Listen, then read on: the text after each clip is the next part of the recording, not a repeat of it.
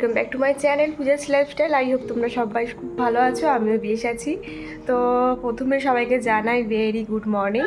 তো সকাল সকাল দেখো উঠে গেছি, আর তোমাদের তো বলেইছিলাম আমার বার্থডেটা কালকে সেলিব্রেশন হয়নি, কালকে যেহেতু শনিবার ছিল। তো আজকে সেলিব্রেশন হবে, আজকে সানডে, তোমার দাদাভাই ছুটি আছে। আর শনিবার তো আমাদের বাড়িতে ভেজ আইটেম হয়, তার জন্য ননভেজ কিছু হবে না বলে কালকে আর সেলিব্রেট হয়নি।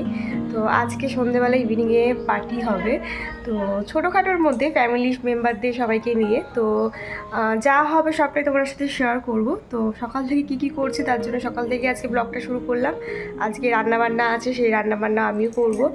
আর মেনুতে কী আছে সেটা জানতে গেলে কিন্তু পুরো ব্লগটা দেখতে হবে, আর কে আসছে সেটা দেখতে গেলেও কিন্তু পুরো ব্লগটার সাথে থাকতে হবে। তো চলো, এখন সকালে উঠে গেছি, ফ্রেশ হয়ে গেছি, কাজবাজ সারা হয়ে গেছে মোটামুটি সকালে। আর এদিকে দেখো তোমার দাদাভাই কিন্তু সকালবেলা উঠে বেডশিটটা পেতে দিয়েছে। তো এই বেডশিট পাতার কাজটা আমিই করি, আর আজকে তোমার দাদাভাই করে দিল। মানে এটা বলতে গেলে বার্থডে গিফট বলতে পারো। তো সকালবেলা একটু আজকে ব্যস্ত ছিলাম, মামা 8টার সময় উঠে গেছিলো বলে তাড়াহুড়ো করে কাজ করছিলাম, তাই তোমার দাদাভাই বেড কভারটা চেঞ্জ করে দিল, ওকে বার করে দিয়েছিলাম। তো দেখো নতুন বেড কভার পাতার পরে বেডটা বেশি সুন্দর লাগে না, তো ঘরটাই আর পুরো ঘরের মানে ইয়েটাই পুরো অ্যাম্বিয়েন্সটা যেন চেঞ্জ হয়ে যায়। তো যাই হোক চলো, আজকে ব্লগটা এখন থেকে শুরু করলাম। সকাল সকাল অনেক কিছু বকে ফেললাম, তো নিচে গিয়ে আবার দেখা হচ্ছে, মামুনকে ব্রেকফাস্ট করাবো, আর তারপর দেখানো যাক তোমাদের সাথে কী শেয়ার করা যায়। তো চলো ব্লগটার সাথে। জন্মদিন তো চলে গেছে, তবে সেই উপলক্ষে খাওয়া দাওয়াটা কিন্তু এখনও অবধি বাকি রয়ে গেছে। তাই দেখো আজ সকাল থেকেই কিন্তু আমার জন্মদিন উপলক্ষে খাওয়া দাওয়া একেবারে চালু হয়ে গেছে। আমি যেহেতু ঘুগনি খেতে ভীষণ ভালোবাসি, তাই দেখো মা আজকে করেছিল মাটনের চর্বি দিয়ে ঘুগনি, সাথে হচ্ছে লুচি। এটা দিয়েই কিন্তু আমার জন্মদিনের স্পেশাল ব্রেকফাস্টটা আমরা সম্পূর্ণ করলাম। তারপর অনেকটা টাইম কেটে গিয়েছিল, তারপর আমি চলে এসেছিলাম রান্নাঘরে মাম্মামকে ওর লাঞ্চ স্নান টান সব কিছু করিয়ে ঘুম টুম পাড়িয়ে। তো এখন আমি রাতের ডিনারে যে মেনুটা হবে, চিকেন কষা, সাথে হচ্ছে আলু বিরিয়ানিটা বাইরে থেকে কিনে আনা হবে। আর চিকেন কষাটা কিন্তু প্রতিবারের মতন এবারও আমি বাড়িতেই বানাচ্ছি। তো এটা অ্যাকচুয়ালি চিকেন কষা ঠিক নয়, চিকেন চাপ টাইপেরই। তো দেখো আমি এখন কিন্তু সব কিছু মশলাপাতি সব কিছু গুছিয়ে টুছিয়ে নিয়ে রান্না করতে চলে আসলাম। আর এখন না অনেকটাই বেলা হয়ে গেছে, কেন জানি না আজকে আমার সব রান্না বান্না করতে মা আগে রান্নাটা করে নিয়েছিল আমাদের লাঞ্চে যেটা হবে আর কি। তো তারপরে এই রান্নাটা বসাতে মোটামুটি বেলা 1:30 বেজে গেছিলো। তো যেহেতু আজকে তোমাদের দাদাভাই বাজার থেকে আসতে একটু লেট হয়েছিল, তার জন্য কিন্তু রান্নাটা বসাতেও আমার লেট হয়ে গেছিলো। তো এদিকে দেখো তোমাদের সাথে কথা বলতে বলতে কিন্তু আমি এখানে আমার মাংসের মশলাটা কষিয়ে নিচ্ছিলাম। আর মাংসেতে আমি কি দিই তোমরা তো আমার অনেক ব্লগেই দেখেছো, আমি চিকেন চাপ করতে কী ইউজ করি, তো সেই সেম মশলাই দিচ্ছিলাম। তো সেটা আর আজকে শেয়ার করলাম না কি দিচ্ছিলাম না দিচ্ছিলাম। তো দেখো এখানে মাংসটা ম্যারিনেট করে রেখেছিলাম, দই আর হচ্ছে নুন, সাথে হচ্ছে একটু সর্ষের তেল, একটু হলুদ, এসব দিয়ে আর কি ম্যারিনেট করা ছিল। তারপর দেখো এখন আলু আর মাংসটাও কিন্তু এর মধ্যে দিয়ে দিলাম কষানোর জন্য। আর আজকে কিন্তু মাংসতে দিয়েছিলাম একটু মাটনের চর্বি, যেটা দিয়ে সকালে ঘুগনি করা হয়েছিল। সেটা দেওয়াতে কিন্তু চিকেন কষার টেস্টটা আরও দ্বিগুণ হয়ে গেছিলো। তো এই হচ্ছে আমার চিকেন চাপের ফাইনাল লুক। তো তোমরা অবশ্যই জানিও চিকেন চাপটা দেখতে কেমন হয়েছে, খেতে কেমন হয়েছে, সেটা রিভিউ কিন্তু তোমাদের সাথে রাতে শেয়ার করব। তো দেখো রান্নাবান্না সেরে একেবারে স্নানটা করে নিলাম, অনেকটা বেলা হয়ে গেল, প্রায় 2:30 মতন বাজছে। তো এবার লাঞ্চ করব, তার আগে মামার জামা কাপড়গুলো মেলে দেবো ব্যালকানিতে, তারপর যাবো লাঞ্চ করতে। তো চলো, তোমাদের সাথে মাঝে সেরকম কিছুই শেয়ার করতে পারিনি, কারণ প্রচুর ব্যস্ত ছিলাম। আর আজকে তোমার দাদাভাই সব কিছু বাজার করে আনতে আনতে অনেকটা লেট হয়ে গেছিলো, তার জন্যই মানে রান্নাই বসালাম মনে হয় প্রায় 1টার দিকে। তো মাঝে অনেকটা ব্যস্ত ছিলাম বলে সেরকম কোনো ব্লগ শ্যুট করতে পারিনি। তো চলো এখন লাঞ্চ করব, তো লাঞ্চ টেবিলে গিয়ে আবার দেখা হচ্ছে। ফাইনালি চলে আসলাম লাঞ্চ টেবিলে। আর আজকে লাঞ্চে ছিল হচ্ছে চিকেন চাপ, আমের চাটনি, আর মা এখানে করেছিল মানকচু দিয়ে মাছের মাথা দিয়ে একটা তরকারি। তো এই সব মেনু দিয়ে কিন্তু আমরা সবাই মিলে আজকের লাঞ্চটা কমপ্লিট করলাম। আমি হয়ে গেছি হাফ রেডি, আর এইদিকে এরা এখন ডেকোরেশন করছে, মাম্মা হেল্প করছে। কত লেটে সবাই এসেছে। হ্যাঁ ঠিক আছে, কিন্তু একটু উঁচু হবে, ওই একটু টান টেনে দাও। কি ডেকোরেশন করবো জানি না, কি বেলুন বেলুন, এই যো আর এটা শুধু বেলুন নিচ্ছে আর ফেলছে। এই হচ্ছে, ঠিক আছে। শুধু ড্রেসটা পরবো। হ্যাঁ আমার জন্য একটা গিফটও এসছে, তারাও দেখাচ্ছি। ঠিক আছে, কি করতে হ্যাঁ ঠিক আছে তো। হ্যাঁ এই যে আমার বার্থডে গিফট এসেছে আমার দেওরদের তরফ থেকে। বার্থডে গিফটটা না হয় পরেই দেখাবো। তো চলো তোমাদেরকে দেখাই ওরা কীভাবে ডেকোরেশনটা আমার স্পেশাল দিনটা আরও একটু স্পেশাল করার জন্য কিন্তু আমার দেওর আর আমার বরমশাই মিলে কিন্তু ডেকোরেশন চালু করে দিয়েছে। যদিও সবটা কিন্তু আমার সামনেই করা হচ্ছিল। আর দেখো আমার জন্য কিন্তু বার্থডে কেকও নিয়ে এসেছে আমার দেওরদের তরফ থেকে। তো তোমার সাথে একটা জিনিস শেয়ার করতে আসলাম। তো দেখো এই ক্যান্ডেলগুলো কিন্তু খুব ট্রেন্ডিং চলছে। আমার খুব ইচ্ছা ছিল, তো তোমার দাদাভাই যে মনে করে নিয়ে এসেছে তাতে কিন্তু ভীষণ হ্যাপি হয়ে গেছি। আর এই হচ্ছে বার্থডে কেক। তো দেখো বলতে বলতে কিন্তু আমার আর একটা দেওরও চলে এসেছে। তো সবার থেকে এত ভালো একটা সারপ্রাইজ পাবো সত্যি ভাবতে পারিনি। তো সবাই বলছিল আমাকে নিচে যেতে, তবে যেহেতু আমি উপরে রেডি হচ্ছিলাম তার জন্য কিন্তু সব ডেকোরেশনটাই আমার সামনে করা হচ্ছিল। তো যাই হোক, ওরা যে এত কষ্ট করে আমার জন্য এত সুন্দর করে ডেকোরেশন করছিল তাতেই কিন্তু আমি ভীষণ হ্যাপি হয়ে গেছি। তো সত্যি কথা বলতে আমি না, মানে আমি বলে নয়, প্রতিটা মেয়েই কিন্তু একটু সারপ্রাইজ জিনিসটাতে খুশি হয়।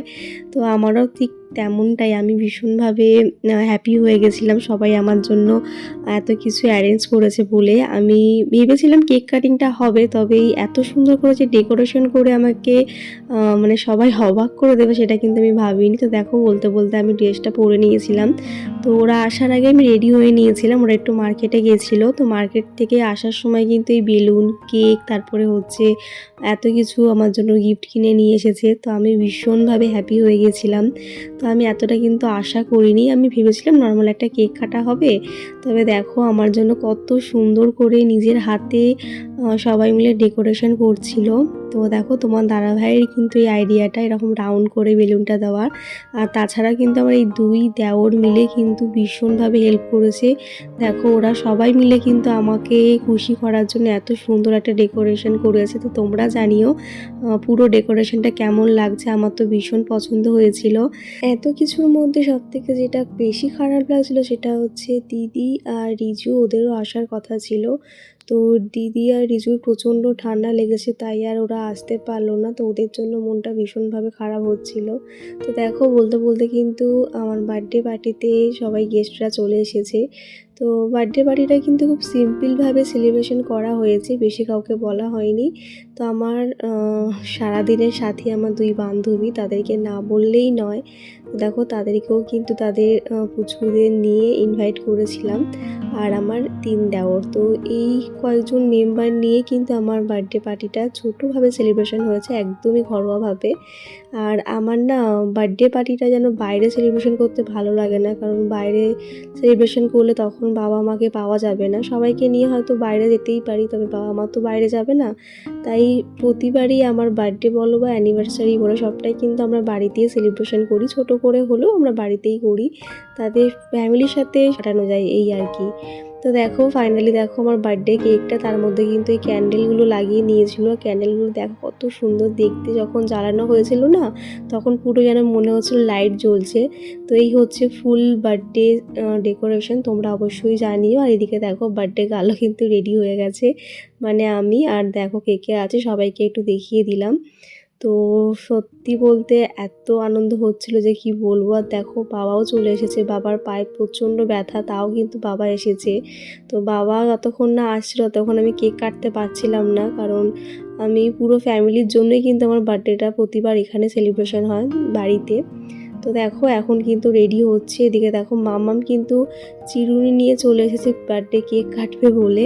তো চলো এখন সবাই আসুক, তারপর কিন্তু বার্থডে কেকটা কাটা শুরু করব। তো তোমরাও থাকো আমার ব্লগটার সাথে, আর ব্লগটা কিন্তু এনজয় করো। তো দেখো এখন এই ক্যান্ডেলগুলো জ্বালানো হচ্ছে। ক্যান্ডেলগুলো জ্বালানোর পরে এত সুন্দর লাগছিল না যে কি বলবো। তো সত্যি আমার এই ক্যান্ডেলগুলোর ভীষণ শখ ছিল, তোমার দাদাভাই যে মনে করে আনবে সেটা সত্যি ভাবতে পারিনি। দেখো দেখে পুরো মনে হবে না যেটা এগুলো একটা ক্যান্ডেল, দেখে কিন্তু পুরো মনে হচ্ছিল তার। আর যখন ক্যান্ডেলগুলো জ্বালানো হচ্ছিল তখন কিন্তু দেখে মনে হচ্ছিল কি যে তারের মধ্যে লাইট জ্বলছে, যেমন টুনি লাইট জ্বলে ঠিক তেমনটাই। তো সত্যি হেভি লাগছিলো ক্যান্ডেলগুলো। আমি তো প্রথমে ভাবতাম কি এইগুলো হয়তো ওই তারের মতনই কিছু হবে, তারপরে দেখি কি না এগুলো ক্যান্ডেল। তো তোমার দাদাভাই কিন্তু মার্কেট থেকে খুঁজে খুঁজে ঠিক নিয়ে এসেছে। কি করে যে আমার মনের সব ইচ্ছাগুলো তোমার দাদাভাই বুঝে যায় সত্যি ভাবতে পারি না। তো যাই হোক, ও আমার ভীষণভাবে খেয়াল রাখে। তো যাই হোক, ভাগ্য করে কিন্তু এরকম বর পাওয়া যায়, সাথে কিন্তু এরকম দেওরদেরও ভাগ্য করে পেতে হয়। তো দেখো সব প্রস্তুতি কিন্তু মোটামুটি শেষ, এবার কিন্তু শুধু কেক কাটার পালা। তো অনেকটাই রাত্রি হয়ে গেছে, তো চলো ব্লগটার সাথে থাকো আর কেক কাটিংটা এনজয় করো।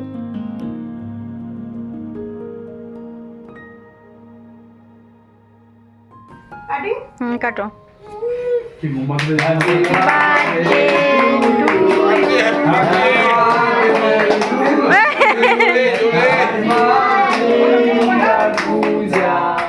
Happy birthday to you.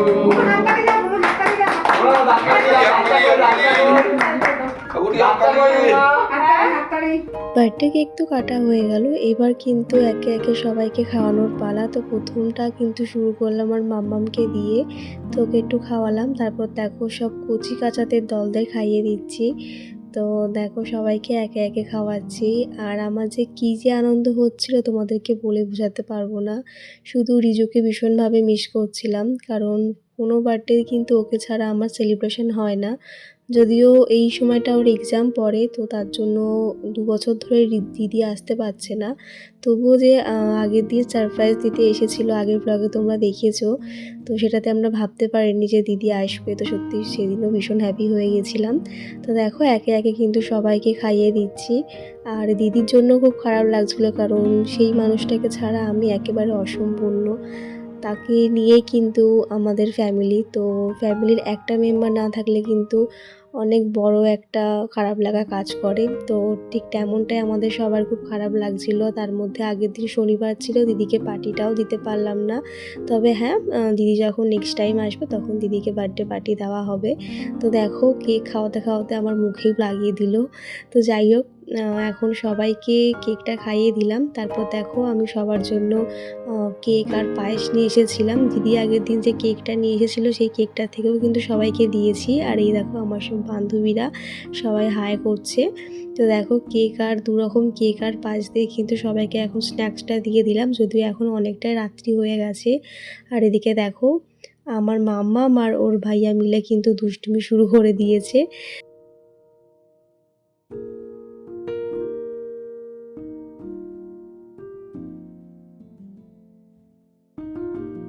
তো দেখো গাইস, এই ড্রেসটা আমার সব দেওরদের তরফ থেকে খুব সুন্দর হয়েছে, আমার খুব পছন্দ হয়েছে। তো আমার সব সুইট হার্ট দেওররা তো দেখাই একটু। এই যে একজন দেওর, হ্যাঁ আমি ট্যাগ খুলিনি এখনো। এই একজন দেওর, একজন নিচে গেছে। এই যে একটু মুখটা দেখাও, সোনার চাঁদ। তো যাই হোক, তো খুব সুন্দর হয়েছে। চলো এখন সবাইকে সব কিছু খুলে ফেললাম ওই ড্রেসটা, এখন সবাইকে এখন ডিনার দিতে হবে। চলো ফাইনালি চলে আসলাম আজকের বার্থডে পার্টির স্পেশাল মেনু। তো দেখো বাড়ি থেকে আনা হয়েছিল আলু বিরিয়ানি, এদিকে চিকেন চাপ আমার হাতের, আর মায়ের হাতের আমের চাটনি, এটা ছিল ধনেপাতার চাটনি, এখানে ছিল স্যালাড, আর আনা হয়েছিল হচ্ছে গুড়ের মিষ্টি, নতুন গুড়ের মিষ্টি। তো সেটা ছাড়া কিন্তু বার্থডেটা একেবারে অসম্পূর্ণ। তো প্রথমে কিন্তু আমার 2 বান্ধবী আর হচ্ছে বনুকে বসিয়ে দেওয়া হয়েছিল, মামামের ছোট পিমনি। তো ওরা খাওয়ার পরে কিন্তু তোমার দাদাভাইদের দিয়ে দেবো, মাঝে মাম্মামকেও খাওয়াতে হবে। আর জানেন তো আজ কিন্তু আমার বার্থডেতে আমার মাম্মামও বিরিয়ানি টেস্ট করেছে। ও কিন্তু ওর পাপার মতন ভীষণ বিরিয়ানি প্রেমী, বিরিয়ানি আনলেই হয়েছে। তবে যেহেতু বাইরের খাবার তার জন্য কিন্তু ওকে আমি খুব একটা দিই না।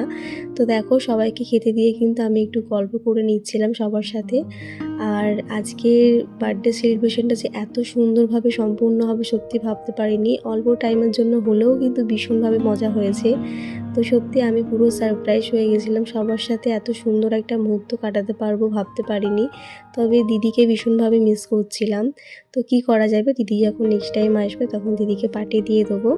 তো যাই হোক, তারপর কিন্তু আমার দেওরদেরও খেতে দিয়ে দিয়েছিলাম। তো দেখো সবার সাথে একটু লাস্টে ভিডিও ক্লিপ নিয়ে নিলাম। তো চলো আজকের মতন ব্লগটা এখানে শেষ করলাম। তোমাদের কেমন লাগলো জানাতে কিন্তু কেউ ভুলো না। ভালো লাগলে চ্যানেলটা অবশ্যই সাবস্ক্রাইব করে দিও আর ওয়েট করো নেক্সট ব্লগের জন্য।